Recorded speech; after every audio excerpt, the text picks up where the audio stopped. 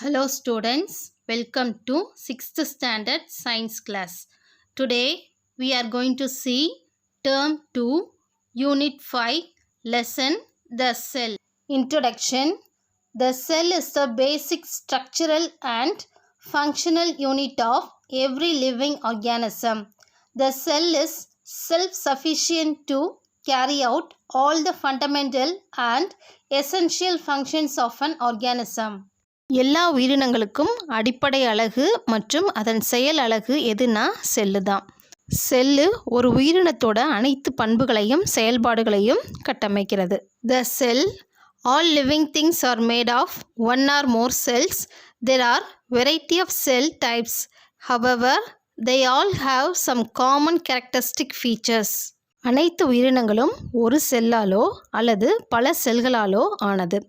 பல வகையான செல்கள் காணப்பட்டாலும் அதில் அடிப்படையாக ஒரு சில பண்புகள் காணப்படும். Discovery of the cell. The Englishman Robert Hooke was a scientist, mathematician and inventor. He improved microscope which was used in those days and built a compound microscope.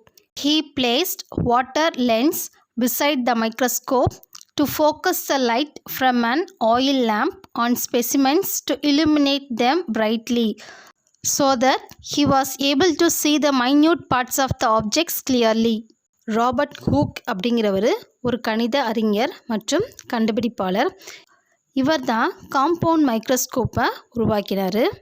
Microscope அருகில் வைக்கப்பட்ட விளக்கிலிருந்து வரும் ஒளியானது நீர் லென்ஸ் கொண்டு குவிய செய்து மைக்ரோஸ்கோப் கீழே வைக்கப்பட்டிருக்கிற பொருளிற்கு ஒளியூட்டினார். ஒளியூட்டப்பட்டதனால அந்த பொருளில் இருக்க நுண்ணிய பகுதிகள் எல்லாம் மிக தெளிவாக காணப்பட்டது. One day, Hooke made thin sections of the cork and observed them through his microscope. He observed many small identical chambers which were hexagonal in shape. He was surprised. ஒரு நாள் ஹூக் என்ன செஞ்சார்னா ஒரு மரத்தக்கை எடுத்துக்கிட்டு அதோட தின் செக்ஷனை மைக்ரோஸ்கோப்பில் வச்சு பார்த்துருக்காரு. அதில் ஒரே மாதிரியான செல்கள் காணப்பட்டது. அதே போல் பட்டர்ஃப்ளைஸோட விங்ஸையும் ஹனி பீஸோட காம்பவுண்ட் ஐஸையும் எடுத்து மைக்ரோஸ்கோப்பில் வச்சு ஆராய்ந்திருக்காரு. Based on these observations, Hooke published a book named Micrographia in the year 1665, where he first used the term cell. He described the structure of tissue using the term cell. In Latin, the word cellula means a small chamber. The branch of science that deals with the study of cells is called cell biology. இவரோட அப்சர்வேஷனை base பண்ணி Micrographia அப்படிங்கிற நூலை வெளியிட்டிருக்காரு. செல் என்பதனை கொண்டு டிஷ்யூவோட அமைப்பை விளக்கியிருக்காரு. Latin வேர்டில் செல்லுலா அப்படின்னா ஸ்மால் சேம்பர், அதாவது சிறிய அறை என்று பொருள். செல்லை பற்றி படிக்கும் அறிவியல் பிரிவு தான் செல் பயாலஜி எனப்படும். The structural organization of the cell. A typical cell consists of three major parts: an outer cell membrane, a liquid cytoplasm, and nucleus. ஒவ்வொரு செல்லையும் 3 முக்கியமான பார்ட்ஸ் இருக்கும். அது என்னென்னா செல் membrane, cytoplasm, nucleus. Analogous to the body's internal organ like eyes, heart, lungs, etc., organelles are specialized structures and perform valuable functions necessary for normal cellular operation. Many distinct structures called organelles lie within the cell. நம்முடைய உடலில் எப்படி கண்கள், இருதயம் அதோட நுட்பமான வேலைகளை செய்கிறதோ அதே போல்தான் செல்லில் பல்வேறு பணிகளை செய்ய பல உறுப்புகள் காணப்படுகிறது. இதை தான் ஆர்கனல்ஸ், அதாவது செல் நுண் உறுப்புகள் என கூறுகிறோம். Size of the cell. The size of cells may vary from a micrometer to a few centimeters. Most cells are microscopic and cannot be seen with the naked eye. They can be observed only through the microscope. Size of the cell அப்படின்னா செல்களோட அளவு. செல்கள் வேறுபட்ட அளவில் காணப்படுகிறது, அதாவது மைக்ரோமீட்டர்லேருந்து centimetre வரைக்கும் வேறுபடும். செல்கள் வந்து மிக சிறியவை. இது வந்து நம்முடைய நேரடியான கண்களால் காண முடியாது. அதை வந்து மைக்ரோஸ்கோப் வழியாக தான் காண முடியும். Smallest cell of the cell is present in bacteria. The size of the bacterial cell ranges from 0.01 micrometer to 0.5 micrometer. பாக்டீரியாவில் தான் மிக சிறிய அளவிலான செல்கள் காணப்படும். இது வந்து ஒரு செல்லாலானது. இவை 0.1 to 0.5 micrometer அளவில் காணப்படுகிறது. On the other hand, the largest cell is the egg of an ostrich with 170 millimeter width. We can see this with the naked eye. ஆஸ்ட்ரிச்சோட எக்கு வந்து ஒரே செல்லாலானது. இது வந்து 170 மில்லிமீட்டர் விட்டம் கொண்டது. இதோட எக்கை நம்முடைய நேரடியான கண்களால் காண முடியும். Shapes. Cells are of different shapes. For example, some shapes are given in the below pictures. Shapes அப்படின்னா செல்களோட வடிவம். செல்கள் பல்வேறு வடிவங்களில் காணப்படுகிறது. செல்ஸோட டிஃப்ரெண்ட் ஷேப்ஸுக்கு எக்ஸாம்பிள்ஸ் கொடுத்துருக்காங்க. அதாவது nerve sell, red blood cell, muscle sell. Number. The number of cells present in different organisms may vary. Organism may be either unicellular or multicellular. Organisms such as bacteria, amoeba, chlamydomonas and yeast are unicellular. செல்களின் எண்ணிக்கை ஒவ்வொரு உயிரினத்திற்கும் வேறுபடும். ஒரு செல்லால் ஆன உயிரினமும் உள்ளது, பல செல்களால் ஆன உயிரினமும் உள்ளது. பாக்டீரியா, அமீபா, கிளமைடோமோனாஸ், ஈஸ்ட் இதெல்லாம் யூனிசெல்லுலார் ஆர்கானிசத்துக்கு example. On the other hand, organisms such as Spirogyra, mango and human beings are multicellular, made up of a few hundreds to millions of cells. Spirogyra, mango, human beings இவையெல்லாம் multicellular organismத்துக்கு example. Types of cell. Generally, cells are classified into two types. First one is prokaryotic cell. It has no true nucleus and no nuclear membrane. Another one is eukaryotic cell. It has true nucleus consisting of nuclear membrane. செல்லை two டைப்ஸாக classify பண்ணலாம். அது என்னென்னா prokaryotic cell and eukaryotic cell. Prokaryotic cell அப்படின்னா அதில் நியூக்ளியஸும் அதை surround பண்ணி nuclear மெம்பரேனும் இருக்காது. யூகேரியாட்டிக் செல் அப்படின்னா அதில் ட்ரூ நியூக்ளியஸ் இருக்கும், அதை சரௌண்ட் பண்ணி நியூக்ளியர் மெம்பரேன் இருக்கும். Prokaryotic sell. The unicellular organisms like bacteria has prokaryotic cells. It has no true nucleus. This type of nucleus is called as nucleoid. No nuclear membrane is around this nucleoid. These cells were the first form of life on Earth. It's ranging from 0.003 to 2.0 micrometer in diameter. பாக்டீரியாவில் தான் prokaryotic செல் காணப்படும். இதில் nucleus இருக்காது.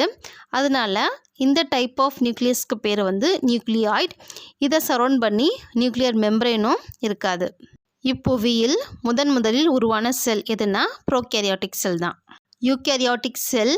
Cell which has true nucleus is called as eukaryotic cell. It is bigger than prokaryotic cell. Its organelles are bounded by membrane. Examples: plants, animals, most of the fungi and algae. தெளிவான nucleus கொண்டுள்ள செல் தான் eukaryotic செல். இது prokaryotic செல்லை விட அளவில் பெரியதாக காணப்படும். இதில் மெம்பரைன் பவுண்ட் ஆர்கனல் காணப்படும். யூகேரியாட்டிக் செல்லுக்கு examples plants, animals, fungi, algae இதெல்லாம் வந்து யூகேரியாட்டிக் செல்லுக்கு examples. Differences between prokaryotic cell, eukaryotic cell. Prokaryotic cell, its diameter ranges from 1 to 2 micron. ப்ரோகேரியாட்டிக்கோட விட்டம் வந்து 1லேருந்து 2 micron. Eukaryotic cell, its diameter ranges from 10 to 100 micron. Eukaryotic cell வந்து 10 to 100 micron விட்டம் கொண்டது. Absence of membrane bound organelles, presence of membrane bound organelles. Prokaryotic செல்லில் membrane bound organelles absent ஆகிருக்கும். Eukaryotic செல்லில் மெம்பரைன் பவுண்ட் ஆர்கனல்ஸ் ப்ரெசண்ட் ஆகிருக்கும். Nucleus is not surrounded by nuclear membrane. True nucleus is surrounded by nuclear membrane. Prokaryotic cell நியூக்ளியஸில் nuclear membrane இருக்காது. Eukaryotic செல்லில் true nucleus இருக்கும், அதை surround பண்ணி nuclear membrane காணப்படும். ப்ரோகேரியாட்டிக் செல்லில் நியூக்ளியோலஸ் காணப்படுவதில்லை. யூகேரியாட்டிக் செல்லில் நியூக்ளியோலஸ் காணப்படும். Plant cell and animal cell. Both plant and animal cells are made up of cells. Both cells are eukaryotic in nature, having a well-defined membrane-bound nucleus. Plants, animals ரெண்டுமே பல செல்களாலான உயிரினம். இதில் eukaryotic செல்களோட nature தான் காணப்படும். Plant cell, it is usually larger in size. It is hard in nature. Plant cells have a cell wall in addition to their cell membrane.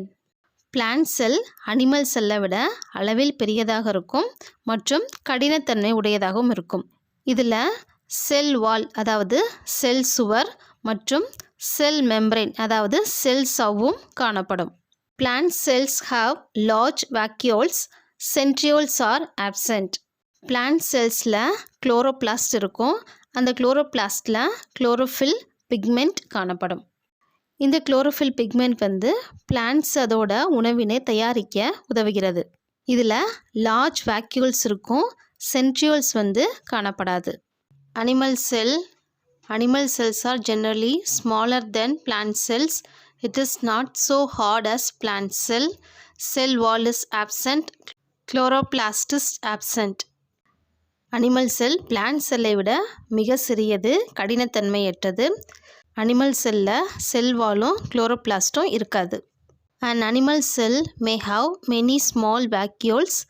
Centrioles are found in animal cell. வேக்யூல்ஸும் சென்ட்ரியோல்ஸும் animal செல்லில் ப்ரெசண்ட்டாக இருக்கும். Dimension, cell structure. How does a cell look like? What is the shape and size? The above cells shows a three-dimensional view. We can see the three sides of the cell structure. You can also view the size, shape and location on the organelles of the cell. Dimensional view அப்படின்னா செல்களின் முப்பரிமாண அமைப்பு. செல்கள் முப்பரிமாண அமைப்பை கொண்டுள்ளவைகள். முப்பரிமாண அமைப்பில் செல்லின் முழு தோற்றத்தையும் காணலாம். 3D view is appealing because it is more like reality. In 3D view, we can see the entire view of the cell. It exposes the accurate size and shape and shows the correct location of the cell organelles. முப்பரிமாண அமைப்பின் மூலம் செல்லில் அமைந்துள்ள நுண் உறுப்புகளின் அளவு, வடிவம், அவற்றின் அமைவிடத்தை அறிந்து கொள்ளலாம். Cell components and their functions. Cell components. Cell wall. Main functions: surrounds and protects the cell, make the cell stiff and strong. Special name: supporter and protector. Cell components அப்படின்னா செல்லின் நுண்ணுறுப்புகள். இப்போ செல் நுண்ணுறுப்புகளோட ஃபங்க்ஷன்ஸ் என்ன அப்படின்னு பார்க்க போகிறோம். செல் வால் அப்படின்னா செல் சுவர். இதோட ஃபங்க்ஷன் என்னென்னா செல்லிற்கு பாதுகாப்பு தருவதும் உறுதி மற்றும் வலிமையை தருவதும் இதோட ஃபங்க்ஷன். இதோட ஸ்பெஷல் நேம் சப்போர்ட்டர் அதாவது தாங்குபவர், ப்ரொடெக்டர் அதாவது பாதுகாப்பவர். Special name gate of the cell. Cell membrane holds and protects the cell, controls the movement of materials in and out of the cell. Sell membrane அப்படின்னா செல் சவ்வு. செல்லிற்கு பாதுகாப்பு அளிக்கிறது மற்றும் செல்லின் போக்குவரத்துக்கு உதவுகிறது. இதோட ஸ்பெஷல் நேம் செல்லின் கதவு. Cytoplasm, a watery gel-like material in which cell parts move. நீர் அல்லது ஜெல்லி போன்ற செல்லில் உள்ள நகரும் பொருள். ஏரியா ஆஃப் மூமெண்ட் அதாவது செல்லில் நகரும் பகுதி. Mitochondria produce and supply most of the energy for the cell. செல்லிற்கு தேவையான சக்தியை அளிக்கிறது. Power house of the cell. செல்லின் ஆற்றல் மையம்.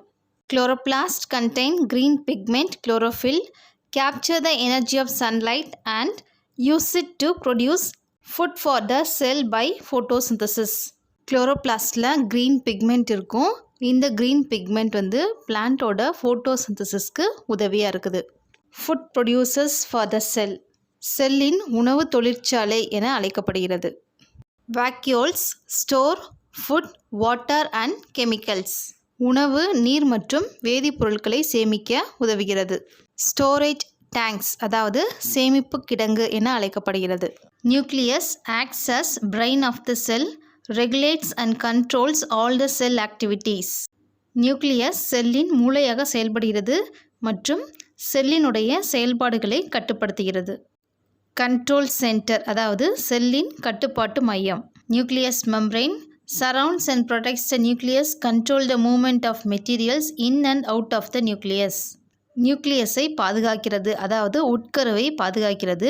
நியூக்ளியஸின் உள்ளேயும் வெளியேயும் பொருட்களை அனுப்புகிறது. கேட் ஆஃப் த நியூக்ளியஸ் அதாவது உட்கரு கதவு என அழைக்கப்படுகிறது. Okay students, with this topic we came to the end of this lesson.